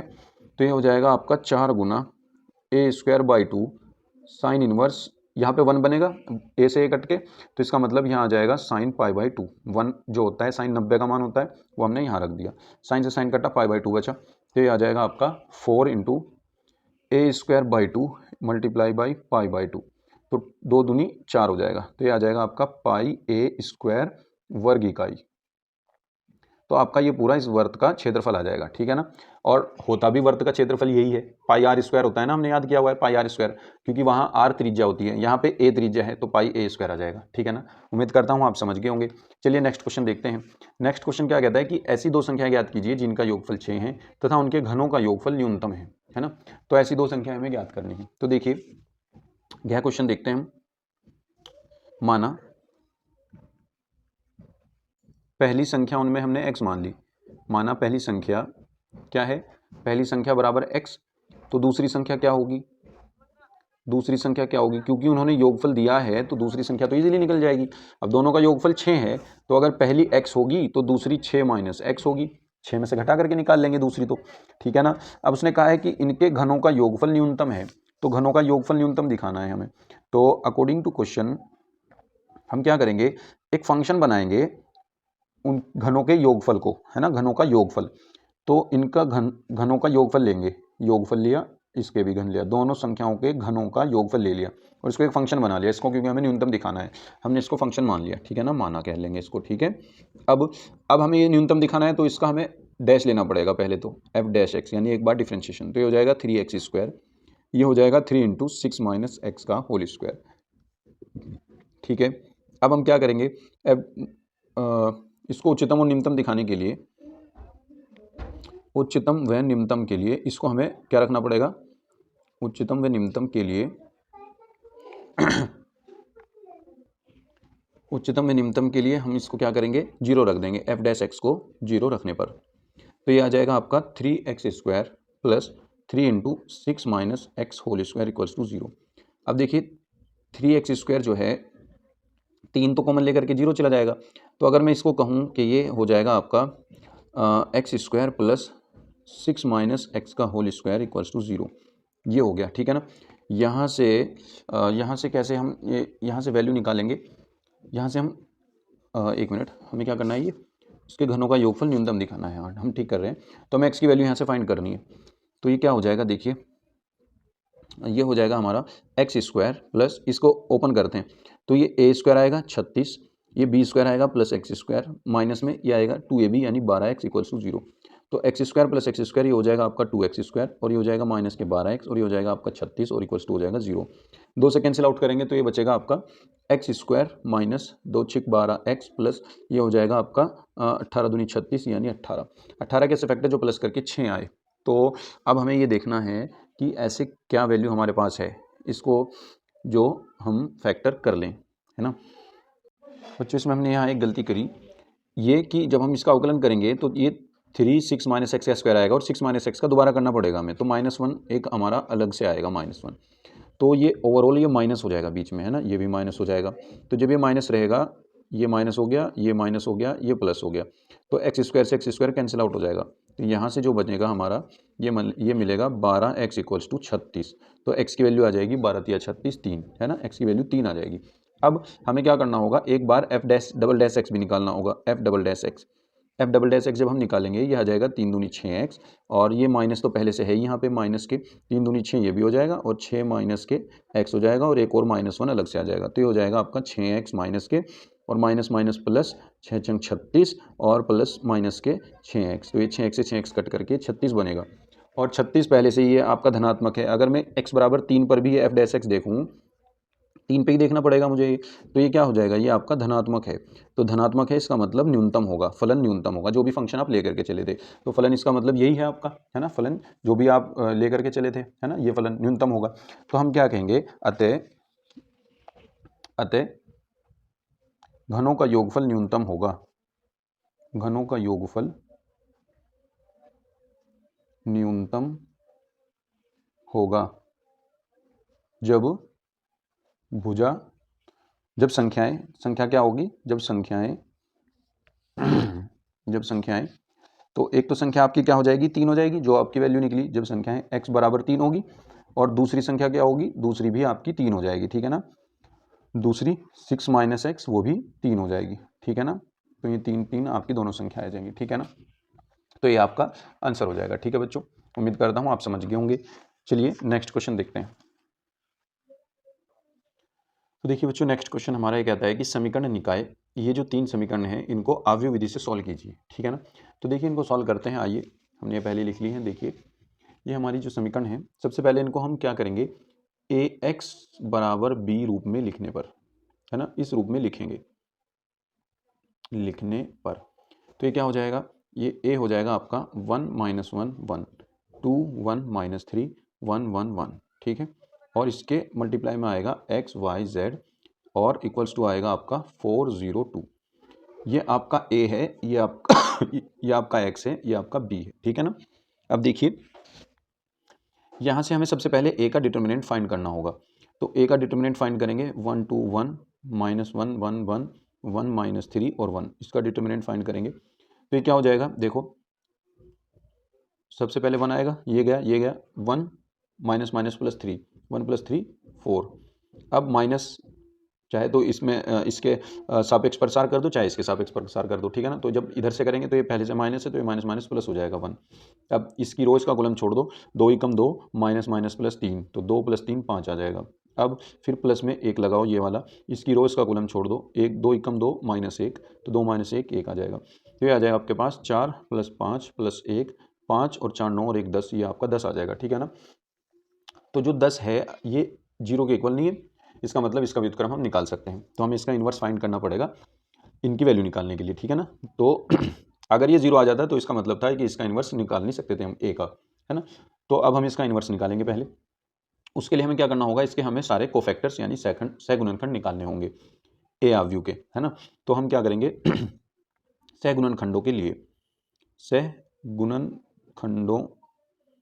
सहगुणनखंडों के लिए अब हम क्या करते हैं, सहगुणनखंड निकालते हैं। तो देखिए सबसे पहले a11 क्या होगा, इसका a11 निकालें तो ये गया 1 माइनस माइनस प्लस 3, तो 1 और 3 4 आ जाएगा। फिर a12 यानी पहले का दूसरा, इसका हम सहगुणनखंड निकालते हैं तो इसकी रो इसका कॉलम छोड़ दो, 2 माइनस माइनस प्लस 3, 3 और 2 5, और ये अपने आप में माइनस आना है क्योंकि जो 1 2 का फैक्टर होता है वो अपने आप में निगेटिव होता है, ठीक है ना। अब a13 क्या होगा, ये वाला, इसकी रो इसका कॉलम छोड़ दो, 2 × 2 -1, 2 में से 1 गया 1। ऐसे ही 2 1, ये गया -1 -1 -2, और ये अपने आप में माइनस होता है तो प्लस 2 हो जाएगा। a22 तो ये गया 1 -1, ये हो जाएगा 0। फिर हो जाएगा a23 1 + 1 2 आ जाएगा और अपने आप में माइनस होगा। फिर a31 ये गया 3 -1 2, फिर ये गया a32 ये गया -3 -2 -5, और ये अपने आप में माइनस होता है तो +5 हो जाएगा। और a33 यानी ये लास्ट वाला, ये गया 1 माइनस माइनस प्लस 2 1 और 2 3 हो जाएंगे, ठीक है ना।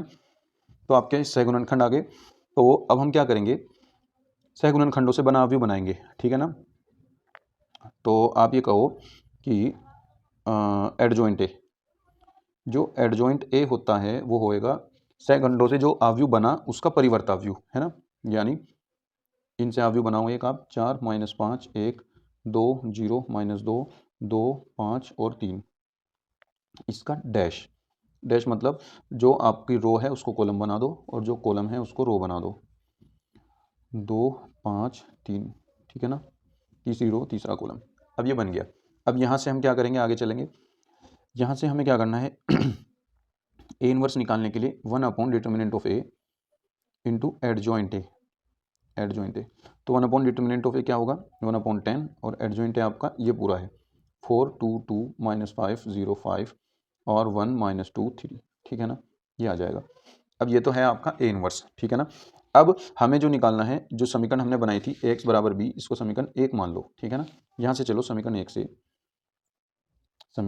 से, तो जो ax = b था उसमें x = a इनवर्स b हो जाएगा, ठीक है। तो x की वैल्यू जो है आपके पास वो है XYZ, ये रख दी हमने। a इनवर्स आपके पास ये रहा 1/10, और ये पूरी अवयव 4 2 2 -5 0 5 1 -2 और 3, और यहाँ पे b लिखेंगे। b आपके पास ये था 402, ठीक है ना। तो b लिख देंगे हम यहाँ पे 402, ठीक है। अब इसकी मल्टीप्लाई करेंगे 1/10। अब देखिए इसकी मल्टीप्लाई ऐसे करेंगे, 4 चौक 16 + 0 + 4, तो 16 और 4 20 हो गए, ठीक है। अब -5 चौक 20 0 5 दूनी 10 -20 और +10, तो -10 हो गए। और 4 × 4 ये 0 + 6 6 4 हो गए 10, ठीक है। अब इसको जब हम डिवाइड करेंगे 10 से तीनों टर्म को डिवाइड करेंगे तो ये आ जाएगा 2, ये आ जाएगा -1, ये आ जाएगा 1, ठीक है। और यहाँ पे हमारा XYZ, तो आपके पास x की वैल्यू तो हो जाएगी 2 और y की वैल्यू हो जाएगी -1 और z की वैल्यू हो जाएगी 1, ठीक है ना बच्चों। ये आपकी वैल्यूज़ आ जाएंगी, ठीक है ना। उम्मीद करता हूँ आप समझ गए होंगे। आसान क्वेश्चन है और 8 नंबर में क्वेश्चन है और एक क्वेश्चन आपका पक्का ये आना है इस तरीके का, ठीक है ना। तो आप क्यों बेहतर है क्यों ना आप इसको अच्छे से कर लें, ठीक है। चलिए नेक्स्ट क्वेश्चन देखते हैं। देखिए बच्चों, नेक्स्ट क्वेश्चन आपका ये कहता है, सिद्ध कीजिए 0 से π/4 log 1 + 10x = π/8 log 2। ये भी बहुत आसान क्वेश्चन है और इंपॉर्टेंट क्वेश्चन है, पहले भी आया हुआ है, ठीक है ना। इस पेपर के कोई भी क्वेश्चन आपके बेकार क्वेश्चन नहीं है, ठीक है ना। ये क्वेश्चन पहले आए हुए हैं, तो हम क्या करते हैं, इसको आई मान करके चलते हैं। माना आई बराबर 0 से π/4 log 1 + 10x, ठीक है ना। अब हम इसको क्या दिखाएंगे, अब हम इसको π/8 log 2 दिखा देंगे, ठीक है। चलिए देखिए इसको शुरू करते हैं। अब हमने क्या किया, सबसे पहले इसमें परगुण 4 लगा दी। तो परगुण 4 ये कहती है, परगुण 4 ये कहती है कि अगर आपके पास कोई फंक्शन 0 से a में कोई फंक्शन f(x) dx है, तो आप उसको, लिमिट तो एज इट इज़ रहेगी, उस फंक्शन को आप ऐसे लिख सकते हैं अपर लिमिट में से x घटा करके, तो फंक्शन पे कोई फ़र्क नहीं पड़ेगा। तो हम क्या करते हैं, इसमें परगुण 4 लगाते हैं। i = ये हो जाएगा 0 से π/4 log, ये हो जाएगा 1 + 10x में हम क्या कर देंगे, ये हो जाएगा 10 π/4 माइनस π/4 माइनस x, ठीक है। ये हो जाएगा आपका π/4 माइनस x हो जाएगा और यहाँ आ जाएगा dx, ठीक है। अब देखिए क्या होगा, i = 0 से π/4, ये हो जाएगा log, ये हो जाएगा आपका 1 + 10a माइनस b का फॉर्मूला लगाएंगे, तो ये हो जाएगा 10a minus 10b upon 1 + 10a into 10b, 10 into 10b, और ये हो जाएगा dx, ठीक है। आगे चलते हैं।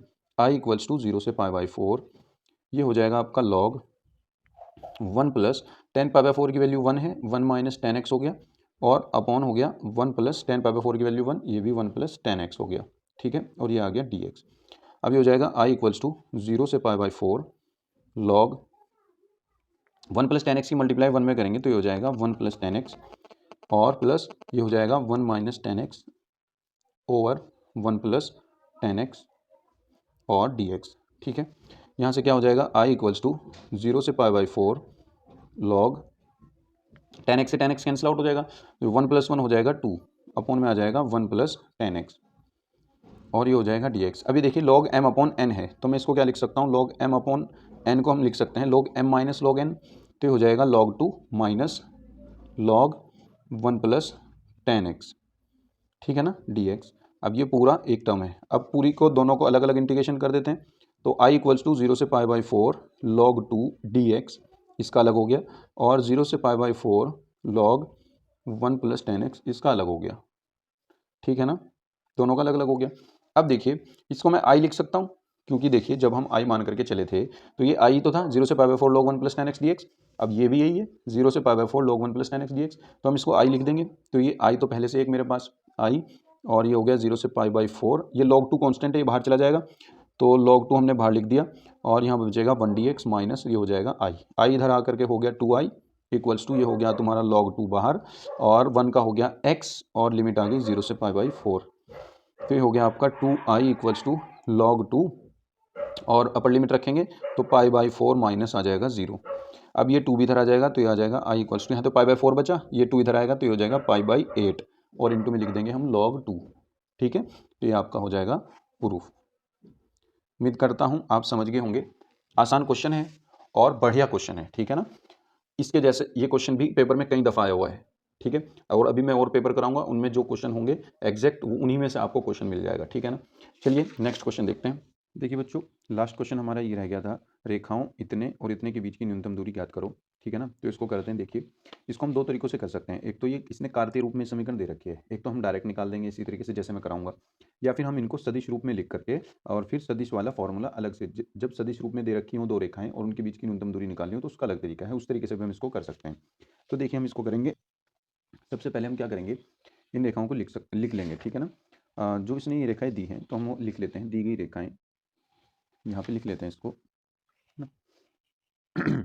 ये हमारा 9th क्वेश्चन है, दी गई रेखाएं।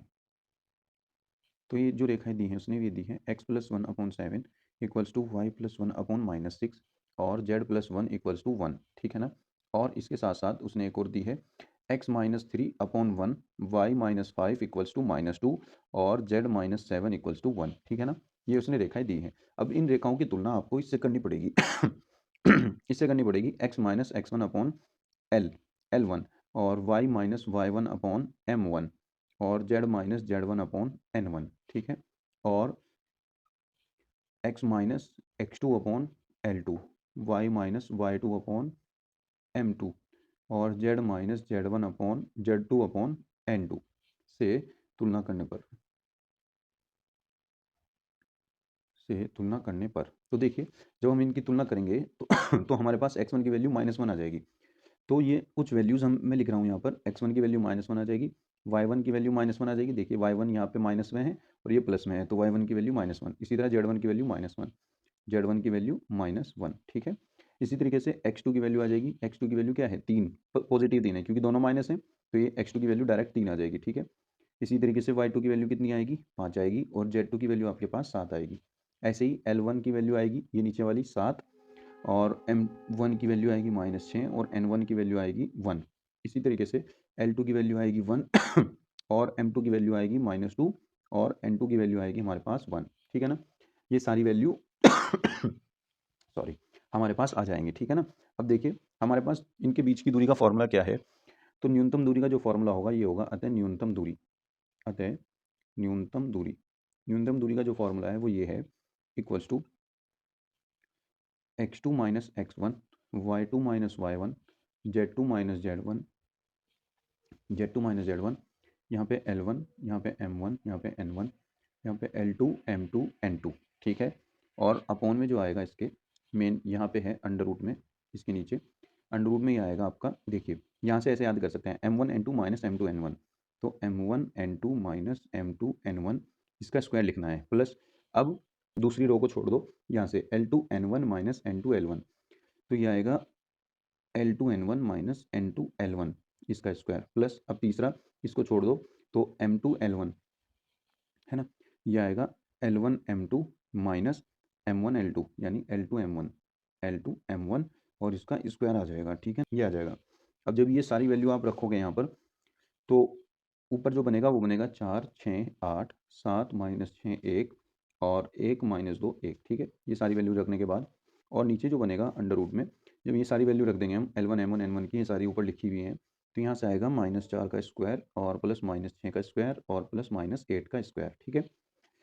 इस सारणिक को जब हम सॉल्व करेंगे ऊपर, तो ये सारणिक हमारा, इस सारणिक का पॉजिटिव वैल्यू लेनी है हमें, ठीक है ना, नेगेटिव वैल्यू बिल्कुल नहीं लेनी। तो हम जब इस सारणिक को सॉल्व करेंगे तो 116 आ जाएगा, सॉल्व तो करना आता ही होगा, ठीक है ना। तो सॉल्व कर लेंगे इसको और माइनस के 116 आ जाएगा, और नीचे जब मैं इनको सॉल्व करूँगा तो ये प्लस के 116 हो जाएगा अंदर जोड़ करके, है ना, प्लस के 116। तो इसको मैं लिख सकता हूँ ऊपर पॉजिटिव 116 और नीचे आ जाएगा अंडर रूट 116। अब ये अंडर रूट 116 एक कट जाएगा और एक अंडर रूट 116 ऊपर बच जाएगा। अंडर रूट 116 को आप लिख सकते हैं 2 रूट 29, ठीक है ना, ये दूरी आ जाएगी आपकी इकाई में, ये हो जाएगा आपका आंसर, ठीक है ना बच्चों। उम्मीद करता हूँ आप समझ गए होंगे, ये क्वेश्चन था और इस तरीके से ये पेपर आपका पूरा होता है, ठीक है। इस पेपर के बाद भी मैं आपके लिए और भी पेपर लाऊंगा, एक मॉडरेट लेवल का और एक हार्ड लेवल का, और इनके अलावा भी मैं एग्जाम की दृष्टि से आपको बहुत हेल्पफुल वीडियो लाने वाला हूँ, ठीक है ना। आप बस चैनल से जुड़े रहिए, और कुछ भी है आपको हेल्प की जरूरत हो, डाउट की कोई भी डाउट हो आपका, कुछ भी आपको पूछना हो, मेरी ईमेल पर आप मुझसे पूछ सकते हैं, कमेंट सेक्शन में भी मुझसे पूछ सकते हैं, ठीक है ना। तो चलिए मिलते हैं नेक्स्ट वीडियो में, वीडियो को लाइक कीजिए, चैनल को सब्सक्राइब कर लीजिए, थैंक यू।